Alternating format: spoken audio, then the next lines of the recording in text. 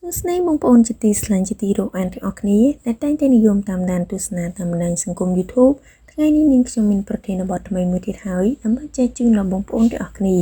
ប្រធានបទនោះគឺមានចំណងជើងថា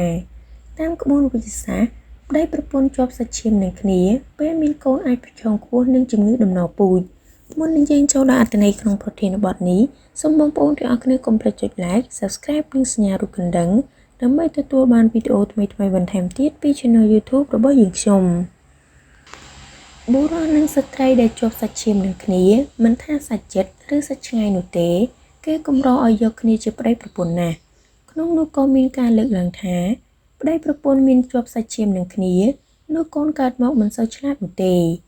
ពាក់ព័ន្ធនឹងបញ្ហាខាងលើនេះលោកស្រីវិជ្ជបណ្ឌិតទីសវណ្ណរតន៍ឯកទេសផ្នែកសម្ភពនិងរោគស្ត្រីសញ្ញាបត្រមកពីប្រទេសបារាំងបកស្រាយថាប្តីប្រពន្ធជាប់សាច់ឈាមនឹងគ្នាកូនកើតមកពាក់ព័ន្ធនឹងជំងឺដំណពូជច្រើនជាងបញ្ញាស្មារតីឆ្លាតឬមិនឆ្លាតលោកស្រីវិជ្ជបណ្ឌិតថាកាលណាប្តីប្រពន្ធមានជាប់សាច់ឈាមនឹងគ្នាឬជិតគ្នាពេកមានន័យថាប្តីប្រពន្ធជាបងប្អូនជីដូនមួយនឹងគ្នា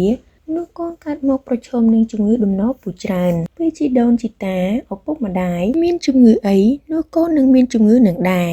កាលណាបែកមកឆ្ងាយៗនោះអត្រាកើតជំងឺដំណពូជតិចបើតាមការឲ្យដឹងពីលោកវិជ្ជបណ្ឌិតចាន់ស៊ីណេតប្រធានផ្នែកសម្ភពនិងរោគស្ត្រីនៃមន្ទីរពេទ្យបង្អែកមិត្តភាពកម្ពុជាចិត្តសែនសុខបានឲ្យដឹងថាជំងឺដំណពូជដែលប្តីប្រពន្ធជាប់សាច់ឈាមនឹងគ្នា